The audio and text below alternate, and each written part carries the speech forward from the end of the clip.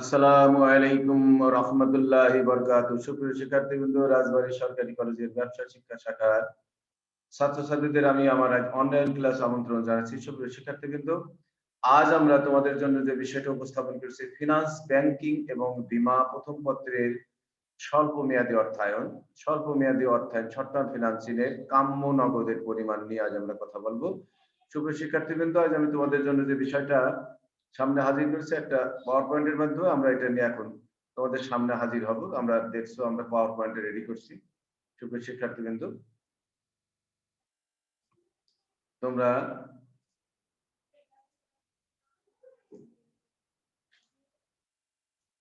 স্বাগত জানাচ্ছি পুনরায়। হিসাব বিজ্ঞান বিভাগ, রাজবাড়ী সরকারি কলেজ থেকে আমি তোমাদের জনাব মোহাম্মদ আশরাফ হোসেন খান, সহকারী অধ্যাপক, হিসাব বিজ্ঞান বিভাগ, রাজবাড়ী সরকারি কলেজ। আমার একটা মোবাইল নম্বর চিরাচরিতভাবে আমি বলে থাকি 01715399216। আমরা আলোচনার যে পাঠ্য বিষয় আমরা পূর্বেই বলেছি যে শর্ট টার্ম ফিন্যান্সিং, এটা থেকে আমরা জানবো শর্ট টার্ম ফিন্যান্সিং এর যে কাম্য নগদ অর্থের পরিমাণ বলতে কি বুঝো। আমরা আরো জানতে পারবো যে কাম্য নগদের পরিমাণ কি পরিমাণ একটা প্রতিষ্ঠানে থাকবে সে সম্পর্কে আমরা জানতে পারবো। এসব শিক্ষার্থী, আমরা মূল আলোচনায় চলে যাই। কাম্য নগদের পরিমাণ বলতে কি বুঝো? কাম্য নগদের পরিমাণ বলতে কি পরিমাণ বোঝায়, অর্থাৎ একটা প্রতিষ্ঠানে কি পরিমাণ অর্থ হাতে রাখবো বা একটা ব্যাংকে কি পরিমাণ হাতে রাখা উচিত তাকেই বোঝায়। কারণ নগদ অর্থের যদি ঘাটতি হয় তাহলে লেনদেনে যেমন সমস্যা হবে, তেমন অতিরিক্ত নগদ অর্থ যদি পড়ে থাকে তাহলে কি হবে, লাভ কমে যাবে। কারণ উদ্বৃত্ত অর্থ বিনিয়োগ করে সুদ বা মুনাফা করা যেত। সুতরাং একটি প্রতিষ্ঠানে মোট নগদ অর্থের পরিমাণ কি হবে, বা একটা ব্যাংকে কি পরিমাণ নগদ টাকা জমা রাখবে, অথবা কি পরিমাণ বিক্রয়যোগ্য সিকিউরিটি ক্রয়ের মধ্যে বিনিয়োগ করবে, তা সাধারণত দুটি বিষয়ের উপর নির্ভর করে। কয়টা বিষয়ের উপরে? দুটো বিষয়ের উপরে। বিষয় দুটি কি কি তোমরা এখন একটু খেয়াল করো। বিষয় দুটি হলো ক্রয়কৃত সিকিউরিটি হতে প্রাপ্ত সুদ আর লেনদেন খরচ। কি কি? ক্রয়কৃত সিকিউরিটি হতে প্রাপ্ত সুদ এবং লেনদেন খরচ। একটি কোম্পানি কাম্য নগদ অর্থের পরিমাণ ইংলিশে বলা হয় অপটিমাম ক্যাশ লেভেল। কত হবে তা নির্ণয়ের জন্য কিন্তু একটি মডেল উপস্থাপন করা হয়েছে। অর্থবিজ্ঞানের একটা মডেল বা একটা ফর্মুলা আবিষ্কার করছে। অর্থাৎ Q equal to root over 2BT divided by I, 2 into B into T divided by I, তার উপর একটা রুট ওভার আছে। কিউ অর্থাৎ কোয়ান্টিটি, ক্যাশ কোয়ান্টিটি, কি পরিমাণ আমাদের নগদ অর্থের পরিমাণ লাগবে। বি অর্থাৎ প্রতিবার নগদে রূপান্তর ব্যয়, প্রতিবার নগদে রূপান্তর ব্যয়। টি হলো মোট নগদ প্রবাহের পরিমাণ, কি পরিমাণ অর্থ বহিঃপ্রবাহ হবে তার পরিমাণ। আর আই হলো সুদের হার। আমরা সূত্রটা আবার পড়ি, Q equal to root over 2 into B into T divided by I. কি হলো কাম্য নগদের পরিমাণ, অর্থাৎ কি পরিমাণ টাকা আমরা প্রতিষ্ঠানে রাখবো, যেটা আমাদের দৈনন্দিন যে নগদের যে লেনদেন সেটাও পরিচালিত হবে, আবার নগদ অর্থ পড়ে থাকবে না। তাহলে পরিষ্কার বোঝা যাচ্ছে Q equal to root over 2b into T by I. সুপ্রিয় শিক্ষার্থী, কিন্তু আমরা এখন একটা অঙ্ক দেখব, আমরা একটা অনুশীলনী করি, তোমরা আমাদের সঙ্গে থাকো। যেমন এবিসি শু কোম্পানি সাধারণত কাঁচামাল ক্রয় করে 25 দিন পর তা পরিশোধ করে। কয়দিন? 25 দিন পর তা পরিশোধ করে এবং সম্পূর্ণ তৈরিকৃত পণ্য কাস্টমারদের নিকট বাকিতে বিক্রয় করে।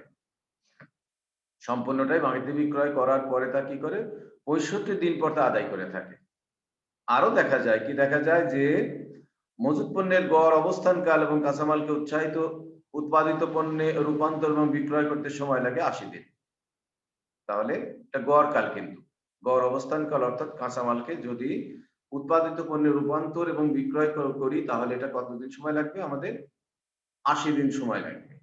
আমাদের করণীয়টা কি, এটা আমরা দেখে থাকি, নগদ রূপান্তর চক্র নির্ণয় করো, ক্যাশ সাইকেল যেটা বলা হয়, নগদ রূপান্তর ক্যাশ কনভার্সন সাইকেল। খতে চেয়েছে নগদ আবর্তন নির্ণয় করো। তাহলে আমরা অঙ্কটা একটু দেখে নিলাম, এবার আমরা দেখি কতে।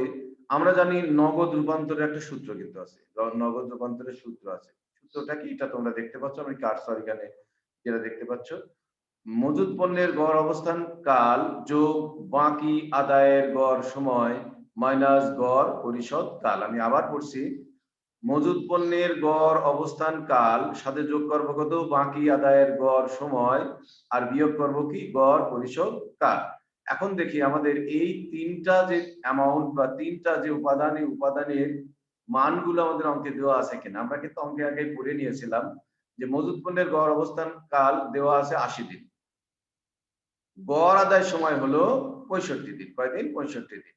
গড় পরিশোধ সময়, একটা আদায় সময় একটা পরিশোধ সময় আছে 25 দিন।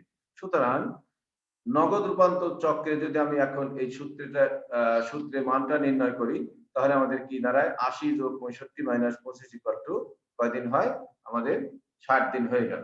সুপ্রিয় শিক্ষার্থীবৃন্দ, তোমরা দেখতে পাচ্ছ যে আমি তোমাদের নগদ রূপান্তর যে চক্র সেটা আমরা তোমাদের সামনে উপস্থাপন করেছি। সুপ্রিয় শিক্ষার্থীবৃন্দ, অর্থাৎ কাঁচামাল ক্রয় বাবদ নগদ পরিশোধের সময় থেকে নিট 120 দিন সময় লাগে নগদ অর্থ প্রাপ্তির ক্ষেত্রে। তাহলে আমাদের বের হলো 120 দিন।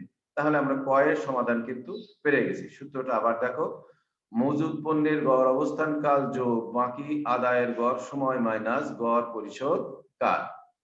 তাহলে 80 যোগ 65 মাইনাস 65 করলে 120 দিন। অর্থাৎ কাঁচামাল ক্রয় বাবদ অর্থ পরিশোধের যে সময় সেটা নিট হলে 120 দিন সময় লাগবে নগদ প্রাপ্তির ক্ষেত্রে। খতে কি চেয়েছিল, খতে কিন্তু আমরা দেখে আসি খতে কি চেয়েছিল। খতে চেয়েছিল নগদ আবর্তন নির্ণয় করো। তা আমরা আমাদের একটা নগদ আবর্তন যে সূত্র আছে সেই সূত্রটা আমরা দেখছি, নগদ আবর্তন ইকুয়াল টু 360 দিন ডিভাইডেড বাই নগদ রূপান্তর চক্র। 360 দিন ডিভাইডেড বাই 360 হলো 1 বছর, আর নগদ রূপান্তর চক্র হলো আমরা এই মাত্র ক থেকে বের করে নিয়েছি কতদিন, এটা দেখো 120 দিন। কতদিন? 120 দিন। সুতরাং আমরা এখানে উত্তর হবে 3 বার। তাহলে সুতরাং এখন একটা মন্তব্য লাগবে, এবিসি শো কোম্পানি নগদ আবর্তন চক্র যত বেশি হবে নগদ প্রাপ্তি তত দ্রুত হবে। সুতরাং নগদ রূপান্তর চক্র যত কম হবে কোম্পানির নগদ অর্থ প্রাপ্তির নিট সময় তত কম হবে, যা কোম্পানির জন্য লাভজনক। এবিসি শো কোম্পানির নগদ রূপান্তর চক্রকে নিম্নে একটি চিত্রের সাহায্যেও দেখানো। আমরা কিভাবে দেখাচ্ছি তোমরা একটু দেখতে থাকো, একটু খেয়াল করলে তুমি দেখতে পাবা যে আমরা কিভাবে এটা দেখিয়েছি।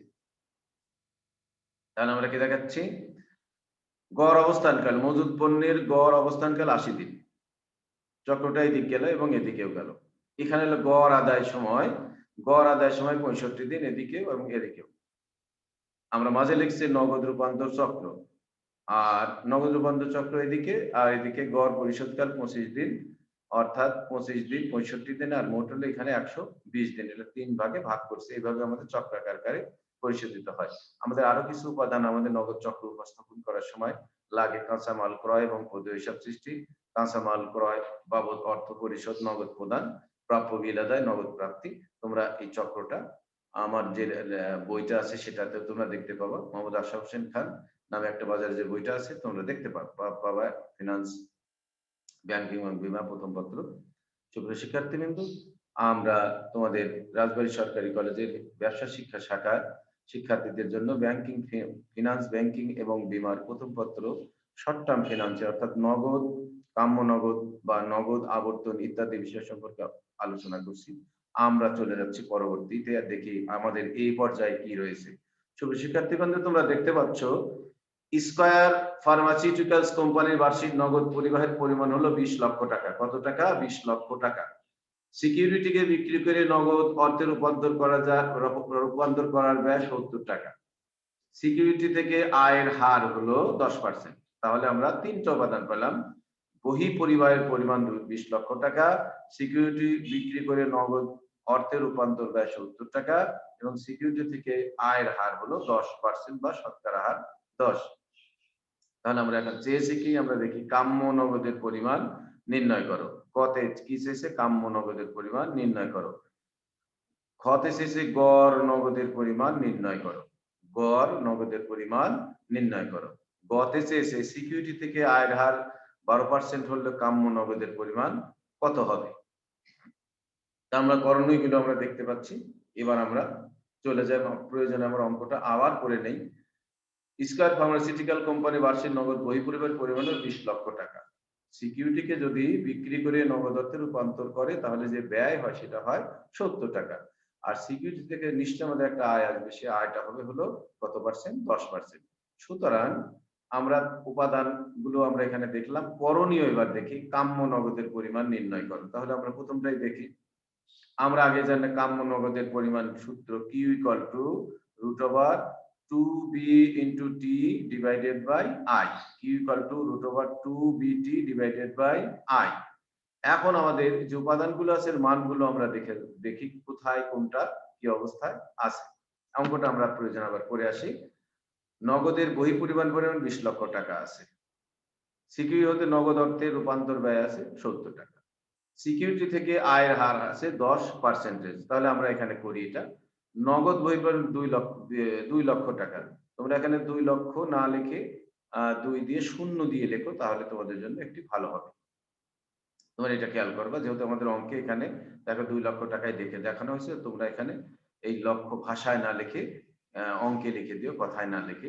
প্রতি লেনদেনের রূপান্তর ব্যয় কিন্তু 70 টাকা। আয়ের হার কত? 10%। আয়ের হার 10%। তাহলে কাম্য নগদের পরিমাণ আমরা এবার বের করি।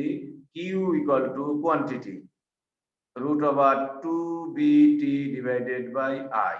তাহলে 2 হলো আমাদের সূত্র অনুসারে, আর বি এর মান আমরা আগেই লিখেছি 2 লক্ষ টাকা। এই হলো আমাদের 2 লক্ষ টাকা।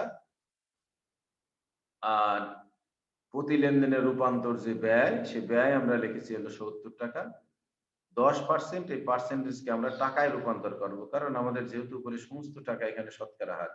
তাহলে আমরা কি করব? 100 দিয়ে 10 কে ভাগ করব। 100 দিয়ে 10 কে ভাগ করব। 100 দিয়ে 10 কে ভাগ করে টাকা রূপান্তর করে ফেলবো। টাকায় হলে 0.10 হয়।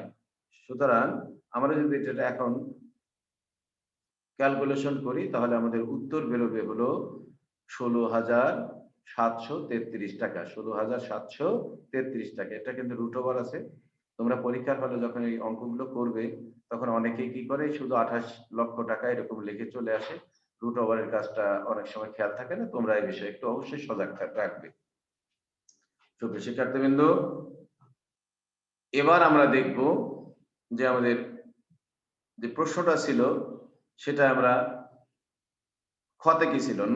নগদ গড় নগদের পরিমাণ কি ছিল? গড় নগদের পরিমাণ। তাহলে গড় নগদের পরিমাণের একটা সূত্র কিন্তু আছে। গড় নগদের পরিমাণ হলো কাম্য নগদের পরিমাণ ডিভাইডেড বাই 2। কাম্য নগদের পরিমাণ ডিভাইডেড বাই 2। সূত্রটা কি? কাম্য নগদের পরিমাণ ডিভাইডেড বাই 2। সূত্রটা মনে থাকবে? অবশ্যই তোমাদের মনে থাকবে। কাম্য নগদের পরিমাণ ডিভাইডেড বাই 2।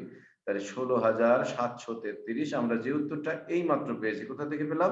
ক থেকে পেয়েছি। আমরা যে এখানে Q equal to root over 2bt divided by I, এইটার থেকে যে মানটা বের হয়েছে, সেই মানটা কিন্তু আমরা এখানে বসিয়েছি 16,733 ডিভাইডেড বাই 2। তাহলে উত্তর কত আসে? 8,366.5 টাকা না 50 পয়সা বলে, যেটাই বলো। তো তোমরা ক্ষয়ের অংশ দেখতে পারো। গ আমরা একটু খেয়াল করি, গতে কি চেয়েছে? সিকিউরিটি থেকে আয়ের হার যদি 10% হয়, তাহলে কাম্য নগদের পরিমাণ কি হবে?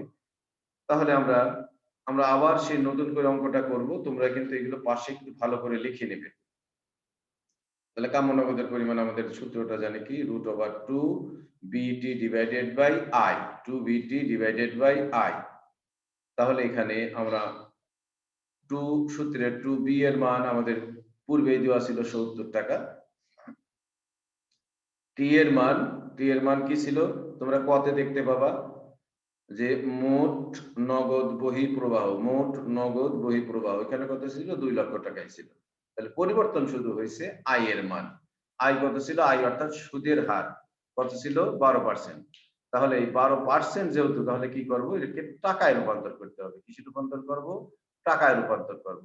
তাহলে 12 কে আমরা 100 দিয়ে যদি ভাগ করি, যেখানে আমরা ভাগ করেছি তোমরা দেখতে পাচ্ছ 0.12 টাকা হয়।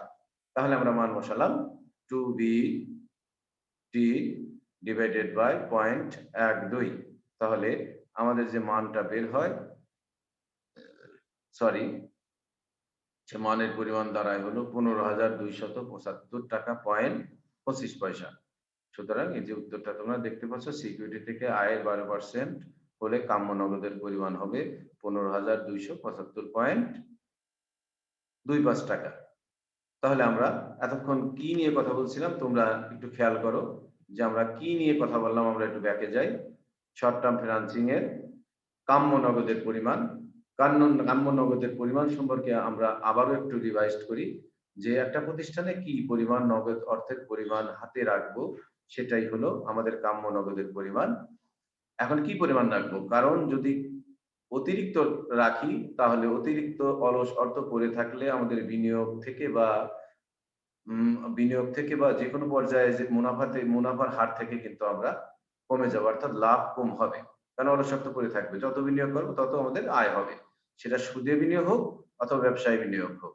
আবার যদি এমন পরিমাণ বিনিয়োগ করলাম যে দৈনন্দিন যে কার্য পরিচালনা, যেমন ব্যাংক ধরো, যদি বলি আমরা ব্যাংক, তাহলে ব্যাংকে কি হয়? দৈনিক আমাদের যে গ্রাহক রয়েছে তাদের দৈনিক নগদ পরিমাণ কিন্তু নগদ টাকা তারা তুলবে, উঠাবে। তাহলে এই অর্থ যদি না থাকে তাহলে কিন্তু আমাদের এই মূল যে নগদের যে তারতম্য ব্যাঘাত সেটা কিন্তু ব্যাঘাত ঘটবে। তাহলে এমনভাবে টাকাটা আমরা ব্যাংকে অথবা দোকানে অথবা প্রতিষ্ঠানে রাখবো যে আমাদের দৈনন্দিন কার্যক্রমও চলবে কিন্তু নগদ অলস অর্থ পড়ে থাকবে না। এটাই আমাদের কাম্য নগদের মূল আলোচ্য বিষয়।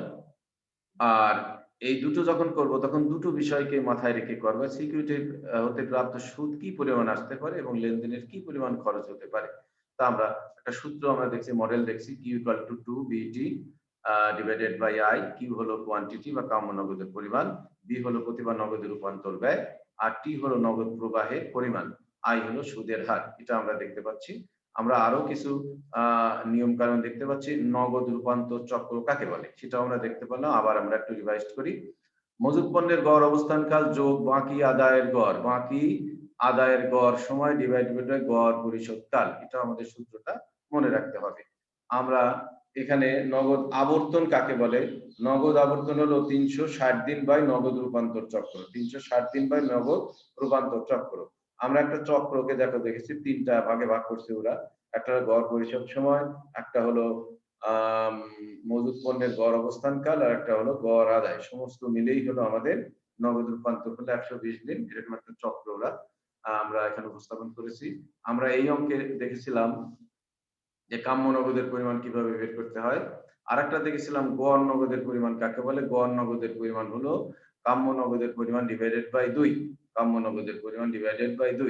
শুভ শিক্ষার্থীবৃন্দ, আমরা আমাদের এই শ্রেণীর যে আমাদের যে আলোচনা, এই আলোচনা পাঠে সর্বশেষ যে বিষয়গুলো নিয়ে কথা বলবো সেটা হলো শর্ট টার্ম ফিনান্সের কিন্তু সরাসরি এই একটা অঙ্ক কখনোই ওইভাবে আসে না। সৃজনশীল আকারে আসলে হয় আমাদের ব্যবসায় ঋণের ব্যয় বা ব্যাংক ঋণের ব্যয় বা বাণিজ্যিক কাগজের ব্যয়, এরকম কিছু আসবে। কাম্য মজুদ আসবে, কাম্য নগদ আসবে, সবকিছু মিলে আমাদের অধ্যায়। এই অধ্যায়ের যে বিষয়গুলো নিয়ে আমি এতক্ষণ কথা বললাম, আমার যে ক্লাসগুলো তোমরা এর আগে দেখেছো সবগুলো ফলো করার চেষ্টা করবে, অনুসরণ করবে। আমি আশা করছি তোমরা এখান থেকে উপকার পাবে। সুপ্রিয় শিক্ষার্থীবৃন্দ, আমরা আলোচনার যে শেষ বিন্দুতে চলে আসছি।